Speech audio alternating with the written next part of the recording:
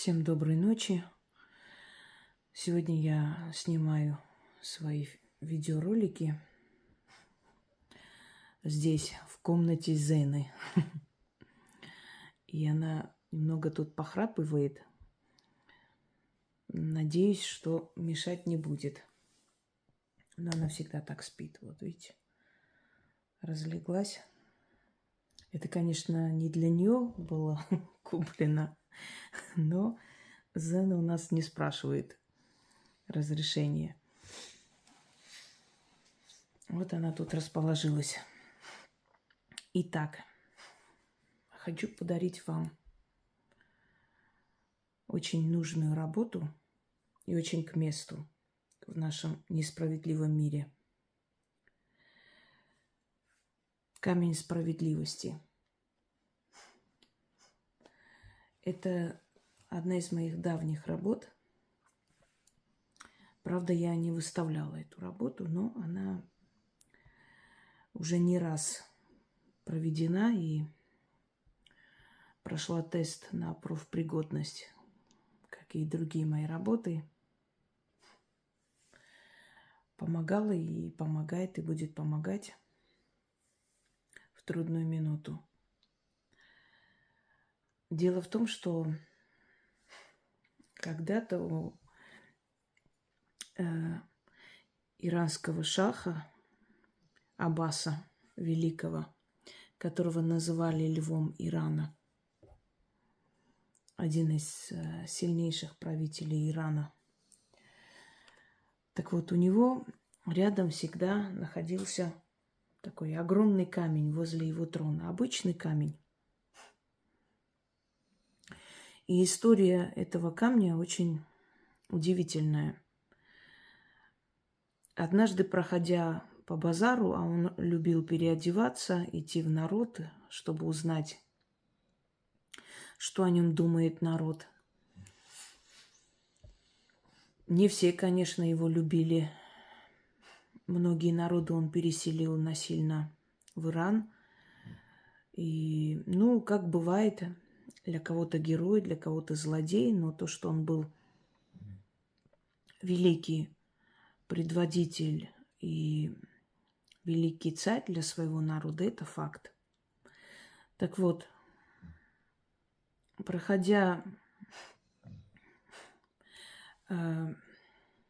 мимо продавцов на рынке, он внезапно спросил: если бы ваш шах прошел мимо вас, что бы вы ему подарили? И продавец ткани сказал: я бы подарил своему шаху самые дорогие ткани. Конечно же, как можно ему подарить недорогие вещи? Кто торговал золотом, сказал: я бы подарил шаху самые лучшие и дорогие украшения для него и для его жен. Одним словом, каждый говорил, что подарит самое лучшее своему шаху. А один бедняк достал камень, такой весомый большой камень, и сказал: а я бы подарил ему этот камень. А почему ты подарил бы ему этот камень? Спросил шах. Потому что у каждого свое богатство. А у меня вот это богатство, которое лежит на моей душе. Это моя совесть, которая не позволяет мне делать зло. И тогда шах взял этот камень, поблагодарил бедняка и ушел к себе. И через некоторое время его забрали во дворец. Этот бедняк стал его советником. Правда, бедняк отказался жить во дворце, отказался от всех почестей и денег, которые ему шах предложил. Но он приходил периодически, и шах с ним советовался. Он его уважал. А камень этот он назвал камнем справедливости, камнем совести.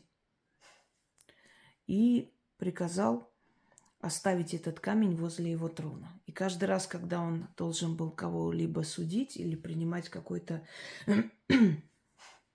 судьбоносное решение, он брал в руки этот камень И словно камень подсказывал ему, как правильно поступить.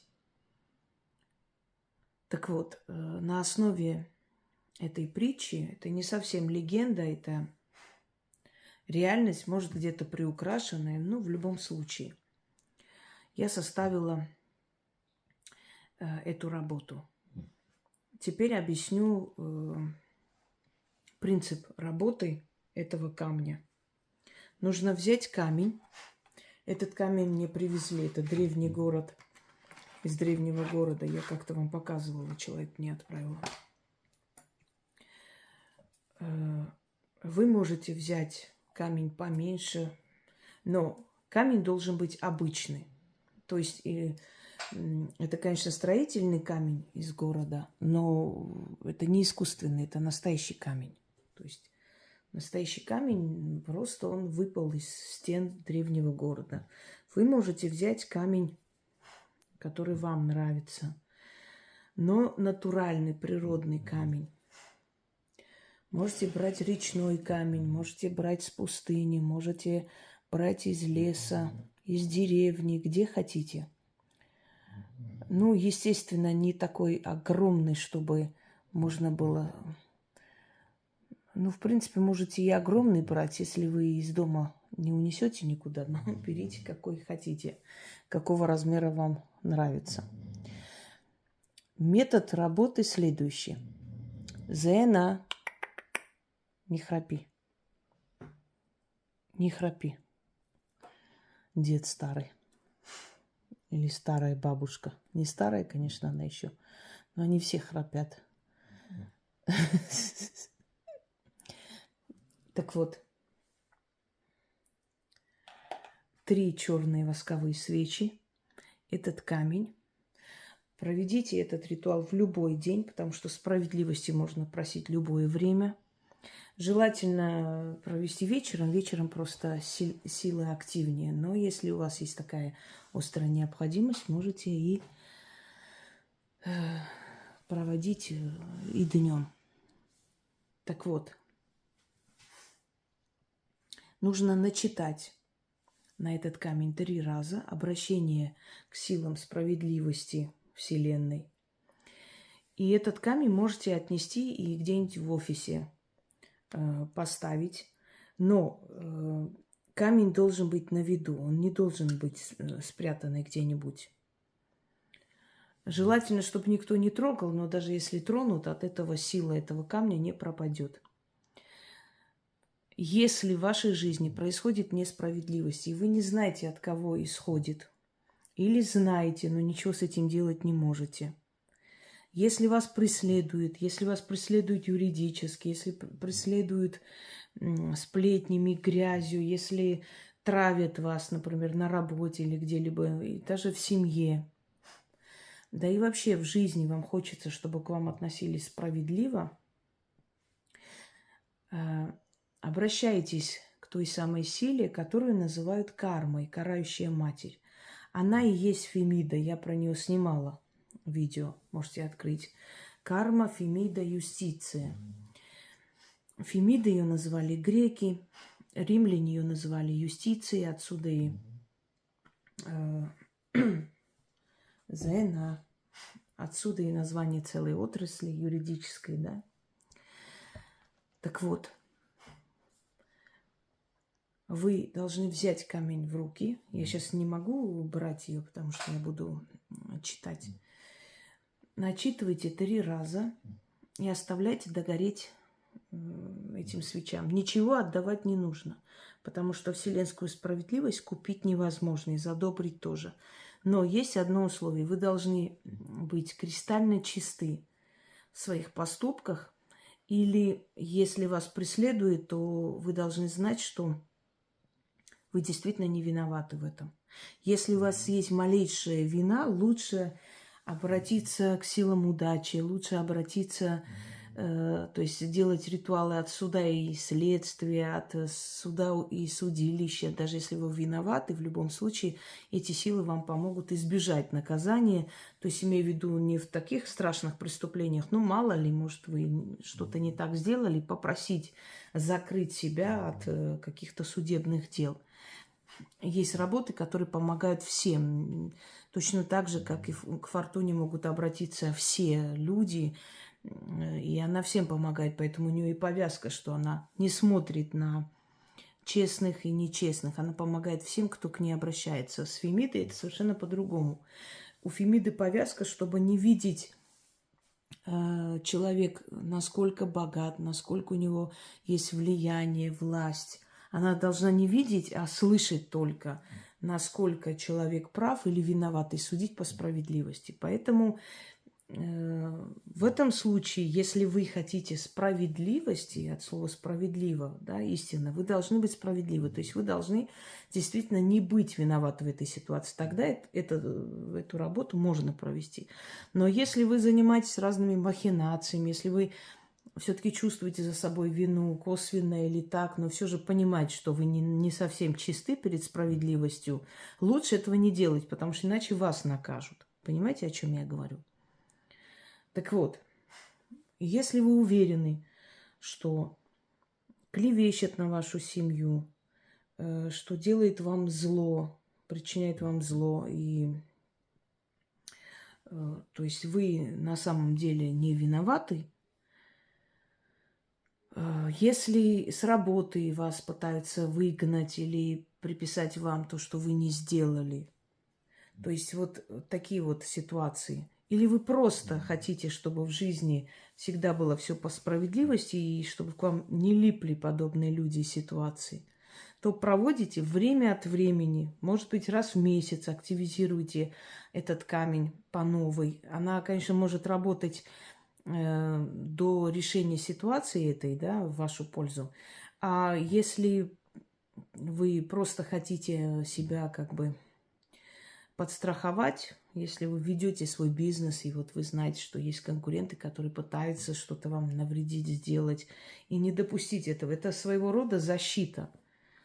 Защита на будущее и вообще защита вашего там бизнеса, вашего дела, вас, вашей семьи от всяких там такого всякого рода несправедливых действий со стороны.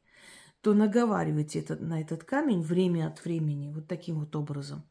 3 черные восковые свечи, камень и черный алтарь. И потом этот камень просто ставите на видное место. Можете в рабочем кабинете, можете там дома где-то. Кто-то спросит, а вдруг кто-нибудь заберет этот камень? Ну, заберет, тем хуже для него. Если на такое решится, это уже несправедливый поступок, он уже получит свое. Что происходит обычно в этом случае? Вот была такая ситуация, когда преследовали женщину и, собственно, ее мужа. Они там открыли кафе и просто вот их замучили этими проверками и прочее, не давали им жить. Она не понимала, откуда ветер дует, что происходит. И она сделала этот ритуал и отнесла и поставила на видном месте у себя в кабинете в этом кафе. Ну, такой маленький ресторан, собственно, он придорожный такой. Но они пользуются спросом, вы знаете, постоянно туда люди останавливаются, да, что-то купить, поесть и так далее. У них даже там душевая кабина была, какое-то место для молитв, если там у мусульман есть такое желание уединиться. То есть они все предусмотрели очень грамотно. Маленькое такое заведение, но оно приносило хороший доход. Но непонятно откуда постоянно какие-то проверки, какие-то еще что-то на их голову. И вот я вот посоветовала этот ритуал. И когда она сделала, отнесла этот камень, через некоторое время у нее у заловки, значит, случился приступ, непонятно как, откуда, почему. То есть какой-то приступ у нее, ее забрали в больницу. Потом нагрянули к ним с какой-то проверкой. Потом оказалось, что у них там левая бухгалтерия. Потом у них какое-то замыкание случилось. У них кафе чуть не сгорело. И оказалось, что они тоже открыли это кафе, но только не говорили. То есть семья не знала. Они тоже с мужем такое же примерно открыли недалеко от дороги. Но никто не знал, кто настоящие хозяева. То есть они как бы, ну, как третьим лицам отдали для работы. но это было их имущество, которое они не говорили. То есть они, видимо, не хотели своей семье показать, что они тоже такое сделали, услышали, что это приносит прибыль, и побежали, собственно, сами открывать. И вот таким подлым образом они пытались их убрать, конкуренты убрать, понимаете, которые тоже на этой дороге стояли, ну, чуть подальше от них. И когда она узнала, она была в шоке, потому что это все раскрылось друг за другом, все это открылось, и они были очень удивлены такой подлости. Ну, естественно, она не сказала, это я делала, но они поняли просто, откуда ветер дует, потому что вот это наказание пошло на тех людей, кто это делал, понимаете? Я к тому, что мои работы, они нацелены на справедливость. Тут даже не называются имена, и не нужно это делать. Не нужно, потому что вы же не порчу наводите. Вы требуете справедливости. Еще раз говорю, если вор заходит в твой дом с топором, замахивается на тебя, и ты чем-нибудь бьешь его по голове, ты что, виноват в этом? Нет, ты себя защищаешь, ты имеешь право. То же самое здесь. И вор тоже не показывает лица. Ты тоже не знаешь, может, он ближайший сосед или твой близкий друг, а может быть, родственник, понимаете? А может, по наводке их, этих соседей и родственников он пришел. Но ты же имеешь право себя защищать и свою семью. Точно так же здесь. Ты не говоришь, я хочу, чтобы там Василий Петрович, там, не знаю, упал с 9 этажа. Нет. Ты говоришь, то есть найдите того, кто мне вредит. И они находят сами. И в этом случае полностью с себя снята ответственность, потому что ты целенаправленно никому ничего не делаешь. Но даже если ты узнаешь и будешь уверен, что это тот человек, и этот человек даже признается тебе и начитаешь, и он накажется, тоже ты не будешь виноват, потому что ты всего лишь себя защищаешь, и ты имеешь на это полное моральное право. Итак, запомните, все обращения к Фемиде, к юстиции, к карме, одна и та же богиня, они очень сильно и быстро работают. Поэтому подумайте много раз. Они работают очень быстро. Просто очень может быть, что выявится тот человек, от которого вы не ожидали. И вы жалеть не должны от этого человека. Никогда не жалейте тех, кто тебя не пожалеет. Вы понимаете, о чем я говорю? Итак, сжимая в руке камень, читайте 3 раза. Свечи догорают, свечи просто выкидываете. Камень, я уже объяснила, что с этим камнем делать. Потеряется, на другой камень начитайте. В этом нет ничего страшного. Вы, по сути, просто камень берете как предмет-посредник. То есть вы привлекаете к этому камню ту силу справедливости, понимаете? Предмет-посредник на камень, на кольцо, начитанный заговор. Они очень сильно работают, потому что есть куда вселить эти силы. Даже вот в такое, это природный, естественно, материал, живая часть природы, камень. Камень еще называют костью земли, поэтому и рекомендуется людям чаще носить натуральные камни. Они усиливают энергию человека. Итак, не камень,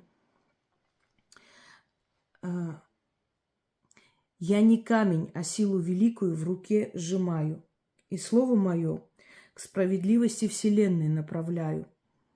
О, карма неподкупная, ты видишь сама, кто прав, а кто виноват. Суди справедливо и выноси вердикт виновному. И карай несправедливого, и спасай невинного. О, Фемида, юстиция, карма. Пусть этот камень станет символом справедливости. Пусть он висит на шее виновного и давит ему на жизнь, а для невиновного служит спасением. Пусть разбивает такого несправедливости и освобождает его. Да будет так, заклято. Не камень, а силу великую в руке сжимаю, и слово мое к справедливости вселенной направляю. О, карма неподкупная, ты видишь сама, кто прав, а кто виноват. Суди справедливо и выноси вердикт виновному. И карай несправедливого, и спасай невинного. О, Фемида, юстиция, карма. Пусть этот камень станет символом справедливости. Пусть он висит на шее виновного и давит ему на жизнь. А для невиновного служит спасением. Пусть разбивает такого несправедливости и освобождает его. Да будет так, заклинаю. Я не камень, а силу великую в руке сжимаю. И слово мое к справедливости вселенной направляю. О, карма неподкупная, ты видишь сама, кто прав, а кто виноват. Суди справедливо и выноси вердикт свой виновному. И карай несправедливо, да, несправедливо, извиняюсь, Зен меня отвлекает, храм. И спасай невиновного. О, Фемида, юстиция, карма. Пусть этот камень станет символом справедливости. Пусть он висит на шее виновного и давит ему на жизнь. А для невиновного служит спасением. Пусть разбивает такого несправедливости и освобождает его. Да будет так, заклинаю. Хочу вам сказать, что если, например, у вас есть магазин или там салон или что-то еще, и вы обнаруживаете, что слишком много там уходит денег, непонятно куда, и не хотите никого винить, и не хотите никого обидеть, вы можете начитать, принести этот камень и тайком где-нибудь поставить. Если спросить сказать, ну, просто надо, это мне нравится, это мне подарили, привезли, и я хочу, чтобы она здесь была, поэтому никто не трогайте, оставьте, пусть будет. Через некоторое время тот, кто ворует, выявится. Если у вас сын, муж, отец, кто-то сидит несправедливо, и вы уверены, что он не виноват, каким-нибудь образом передайте ему этот заговор. Сейчас там есть и телефоны, и сотовые. Нормально они выходят на связь, так что мы уже знаем, это практика. Сколько бы ни проверяли, они сами, работники, туда переносят и за деньги. Так что сотовая связь есть там, возможность. И можете через сотовую связь и объяснить, чтобы он взял просто камень и начитывал. Если у него нет возможности со свечами провести, он сработает в любом случае. Но когда делаешь все как положено, конечно, срабатывает со 100%, да, то есть точностью. А так он сработает. И в любом случае, может, чуть позже сработает. Ну, хотя, смотря на с какой болью человек скажет, потому что силы видят возможность людей, они разумные. Они понимают, что у него там нету этой возможности зажигать свечи. И пусть проводит, и этот камень просто кладет у себя там, не знаю, где-нибудь. И через некоторое время очень может быть, что пересмотрят его дело. И очень может быть, что его могут освободить. Вы знаете, мои работы стольким помогли уйти от несправедливого суда, а зачастую, может, и справедливого, но не до такой степени должно было быть все строго, потому что человек все-таки не сделал такое страшное преступление, а его хотели прям запрятать, знаете, на много лет. И в зале суда освобождали. Просто надо делать. Кто делает, кто просит, тот получает результат. Кто не делает, не просит, ничего не говорит, пусть тот не ждет ничего и, собственно говоря, так и сидит и воет и плачет о своей несчастной судьбе. Запомните, когда вам плохо, вместо того, чтобы плакать, действуйте и меняйте все, что вокруг вас происходит несправедливого. Ну, желаю вам удачи и всех благ.